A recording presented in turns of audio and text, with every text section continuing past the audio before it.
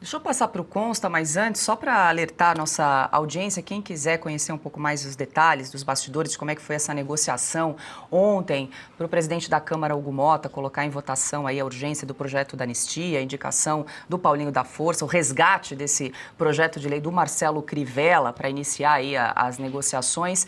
O nosso querido Edilson Salgueiro, editor do site, publicou uma reportagem explicando aí as nuances, os bastidores do que ocorreu desde ontem até hoje sobre a anistia e todos os acordos realizados em Brasília. Deixa eu passar para o Consta.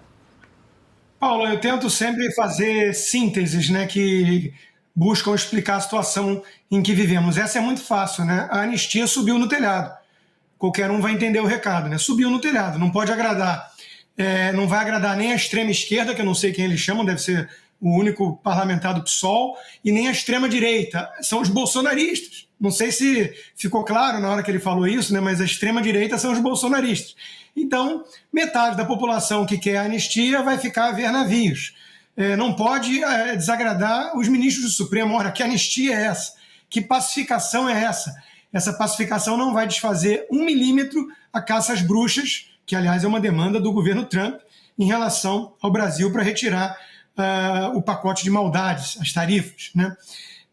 Engambelaram o PL, como disse o Piotr, em parte, né? Eu acredito que em parte, porque a gente tem que lembrar que o PL não tem só bolsonaristas.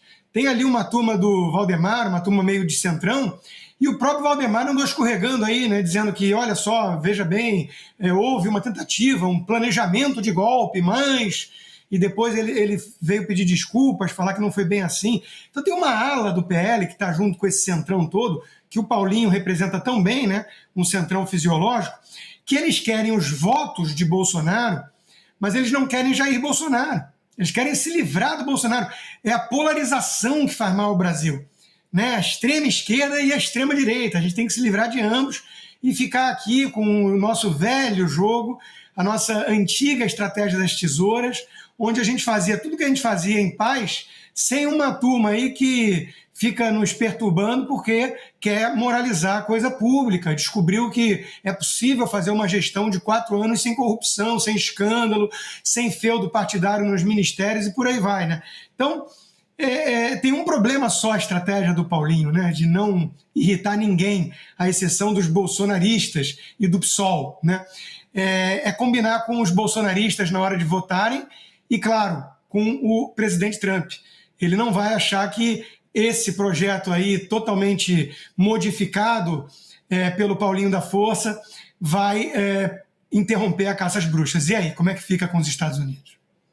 O senhor dá para dizer que a oposição foi surpreendida aí com a nomeação do Paulinho da Força, porque até ontem a gente estava no programa falando de reuniões, o Hugo Motta estava ali com líderes, com Sóstenes Cavalcante, com o Zucco, em conversas para tentar articular aí a aprovação da urgência da anistia, e aí na sequência vem essa indicação do Paulinho da Força. Esse nome circulava, já tinha alguma informação a respeito ou foi surpresa? O Paulinho da Força não era um nome colocado na mesa até ontem, de forma nenhuma. O que a oposição fez foi um acordo ali para ter os votos. O Sóstenes deixou isso muito claro na tribuna, já quando a votação já estava aberta, o placar já estava aberto para a manifestação. Ele falou de um lado, o Lindbergh Farias fez aquele discurso absolutamente amalucado do outro lado, algo também para ficar para a história. Ele conseguiu falar sobre o Pacto de Munique de 1938, a tentativa de assassinato de Alexandre de Moraes, o tumulto do 8 de janeiro e entre outras coisas. Ninguém entendeu o que ele estava falando, mas na fala do Sóstenes ele fez menção ao PSD, ele fez menção à União Brasil, ao PP, ao Republicano, citou nominalmente o Marcos Pereira, que é o presidente do partido. O Hugo Motta não dá um passo na calçada sem falar com o presidente do partido dele. Citou outras siglas menores, o Avante, o PSDB até, teve votos de todas essas bancadas. Era um gesto para mostrar que a votação da urgência da anistia era algo em nome da casa e não uma pauta do PL, não uma pauta do Partido Novo, uma pauta da oposição mais declarada, mas sim uma pauta da casa, uma pauta do país, uma pauta que é a principal pauta do semestre, justamente para o Brasil virar a página. E esse discurso, pela primeira vez, aparece na boca do presidente da Câmara, Hugo Mota, que falou: nós precisamos virar a página. Ele, inclusive, colocou isso nas redes sociais. Então, o nome do Paulinho era aquela carta que o Hugo Mota estava aguardando, não sei com quem ele combinou isso, justamente para jogar água, né? Justamente para jogar aquele balde de água fria no dia seguinte e deixar o Supremo Tribunal Federal em paz. Eu vou repetir. Quem conduziu a absolvição do Paulinho da Força, se alguém quiser saber mais, tiver dúvida, procure na internet, no Google.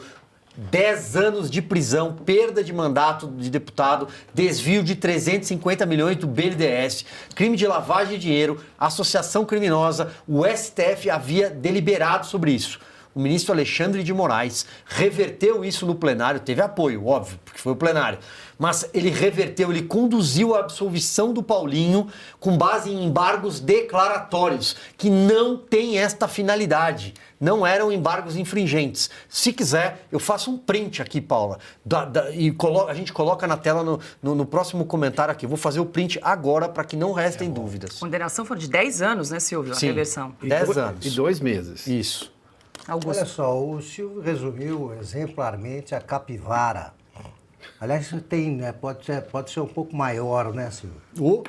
Porque é dono viveu de partido e viveu de uma central sindical, de um amontoado de sindicatos. Ele é bandido e faz qualquer negócio, ele não é só um criminoso aí, ele é um bandido político. Ele foi indicado que ele fará o que eles combinaram ali, mas em conversas bem reservadas. Eu pergunto, Silvio, como é que é a composição da comissão? Cada partido indica os componentes da comissão. Quando é que a gente vai Da anistia. Hoje é da anistia. A gente está no momento inicial, agora é o relator, Augusto. Agora é o relator. Primeiro ele precisa elaborar o texto, apresentar o texto para casa. E aí se compõe.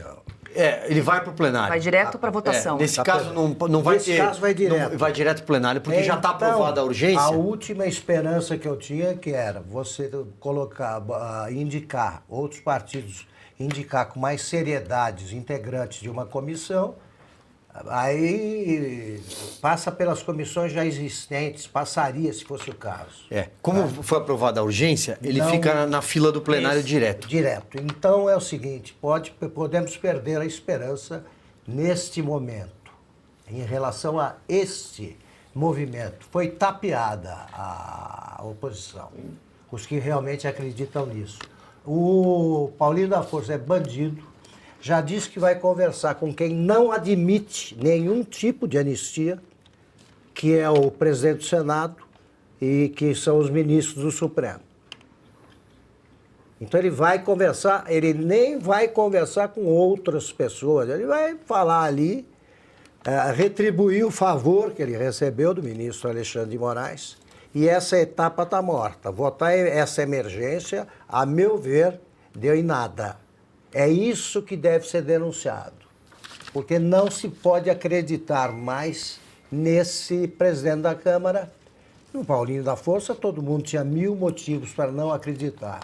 Mas agora é hora de saber que o Hugo Mota, ele está mancomunado com o presidente do Senado, Alcolumbre, para impedir que o Congresso reaja.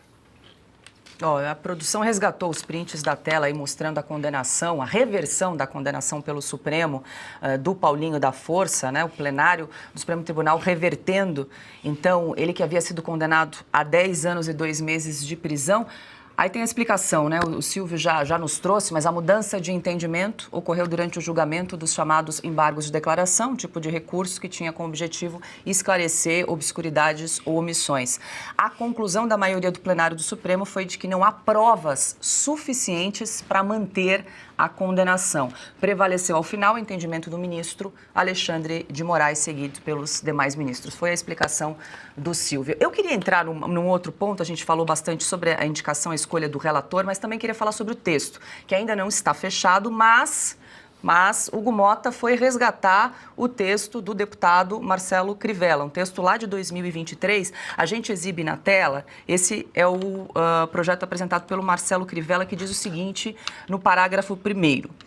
Ficam anistiados todos os que participaram de manifestações com motivação política e ou eleitoral ou as apoiaram por quaisquer meios, inclusive contribuições, doações, apoio logístico ou prestação de serviços e publicações em mídias sociais e plataformas entre o dia 30 de outubro de 2022 e o dia de entrada em vigor desta lei.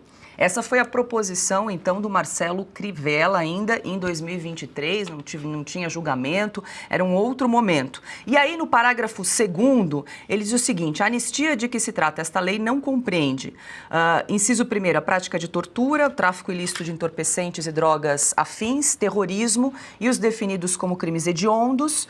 2, os crimes contra a vida.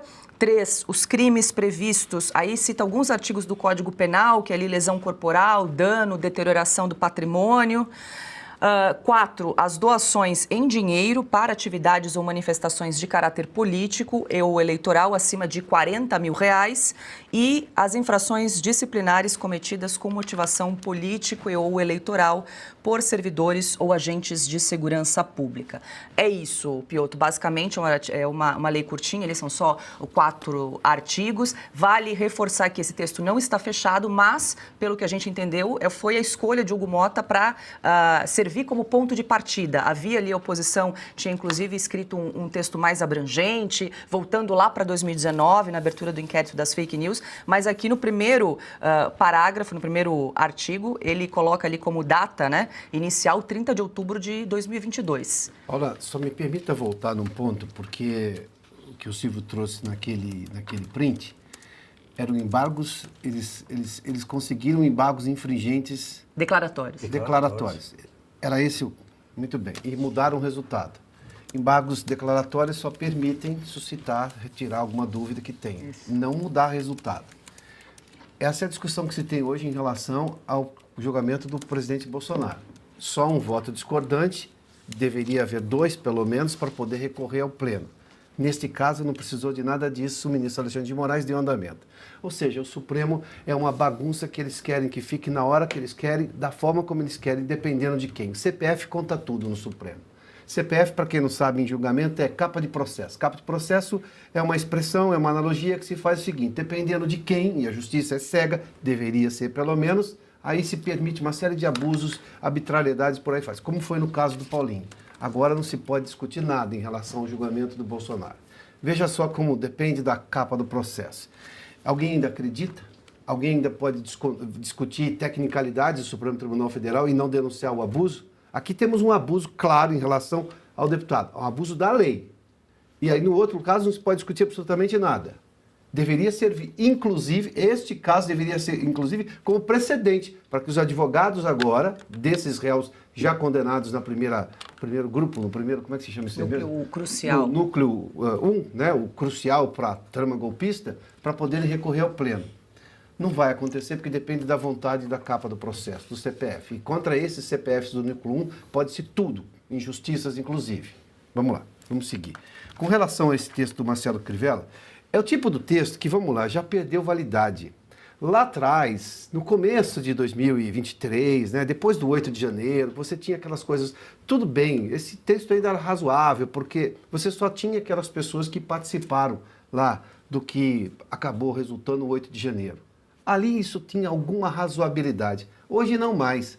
Hoje você configurou de forma muito clara a perseguição política de um monte de gente que nem estava lá. Como é o caso desses que participaram desse julgamento, os réus do núcleo 1. Ou seja, é um texto desatualizado, eu não vou dizer de má fé, porque à época você não tinha o contexto que temos hoje, mas é desatualizado. O que o Hugo Motta foi lá, pegou a coisa pior que tinha, desatualizada, para não mexer com o Supremo. E depois, para pegar, né, para terminar o bolo, colocou a cereja. A cereja chama-se Paulinho da Força, como o relator desse PL da anistia. O Motta não quer anistia, nunca quis. E está a serviço do Supremo nesse caso, porque quem diz claramente que não quer é o Supremo Tribunal Federal. A gente já viu isso aí.